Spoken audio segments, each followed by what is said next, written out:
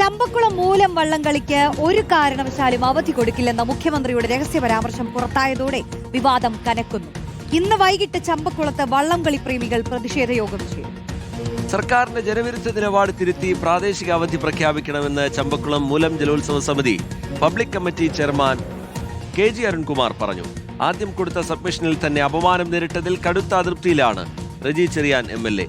Kerala Congress Joseph വിഭാഗം നേതാവ് കൂടിയായ റജി ചെറിയാൻ വിഷയം പാർട്ടിയിലും മുന്നണിയിലും ഉന്നയിക്കും. അടുത്ത ദിവസം മുഖ്യമന്ത്രിയെ നേരിൽ കണ്ട് പരാതി അറിയിക്കുകയും ചെയ്യും. റഹീസ് റഷീദ് വിവരങ്ങളുമായി തിരുവനന്തപുരത്ത് നിന്ന് തുടരുന്നുണ്ട്. റഹീസ്, ഇന്നലെ മുഖ്യമന്ത്രിയെ സംബന്ധിച്ചിടത്തോളം വെട്ടിലാവുന്ന നിലയാണ് മൈക്ക് ചതിച്ചതോടുകൂടി ഉണ്ടായത്. മുന്നണിക്കകത്ത് പറയും എന്നാണ് റജി ചെറിയാൻ വിശദീകരിക്കുന്നത്. പ്രതിപക്ഷം കൂടി ഇതൊരു ആയുധമാക്കി മാറ്റുന്നുണ്ടല്ലോ. മുഖ്യമന്ത്രിക്ക് എന്ത് വിശ്വാസ്യത, സഭയിൽ ഇങ്ങനെയാണോ കാര്യങ്ങൾ വ്യക്തമാക്കുന്നത് അല്ലെങ്കിൽ നിലപാട് സ്വീകരിക്കുന്നത് എന്നുള്ള വിമർശനം പ്രതിപക്ഷത്തിന്റെ ഭാഗത്തുനിന്നും ഉണ്ടാവുന്നു. റഹീസ്, റിജിത്ത്, അതാണ് ഫേക്കാണ് VD സതീശൻ എന്ന പ്രചരണം ഇതിനകം തന്നെ LDFന്റെ ഭാഗത്ത് നിന്ന് തെരഞ്ഞെടുപ്പ് കാലത്തൊക്കെ നമ്മൾ കണ്ടതാണ്. അതിനാണ് അവർ നുണേഷൻ എന്ന പേര് തന്നെ വിളിച്ചത്. അതിനുശേഷം അത് ശരിയാണ്, ഫേക്കാണ് സതീശൻ എന്ന് സ്ഥാപിക്കുന്നതിന് വേണ്ടി കഴിഞ്ഞ ദിവസം നിയമസഭയിൽ സംഭവിച്ച കാര്യങ്ങൾ അവർ എടുക്കുകയാണ്. റജി ചെറിയാൻ സബ്മിഷനായ ഒരു വിഷയം ഉന്നയിച്ചപ്പോൾ മൈക്കിനു മുന്നിൽ ഉറക്കെ പറഞ്ഞത് ഇത് പരിഗണിക്കാമെന്നതാണ്.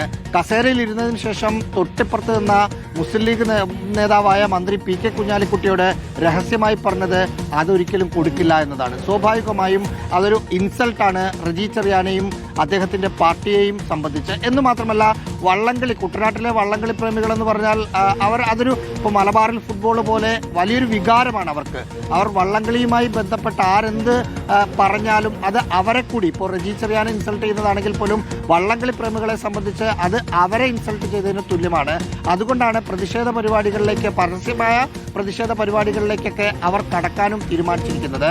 ഒപ്പം LDF ഇത് സംബന്ധിച്ച ഒരു പരാതി നൽകുന്നതിനെ കുറിച്ച് ആലോചിക്കുന്നുണ്ട് സ്പീക്കർക്ക് എന്നും കൂടി നമ്മൾ മനസ്സിലാക്കുന്നു. VD സതീശനെ സംബന്ധിച്ച് മൈക്ക് ഇത് ആദ്യമല്ല ജനിക്കുന്നത്.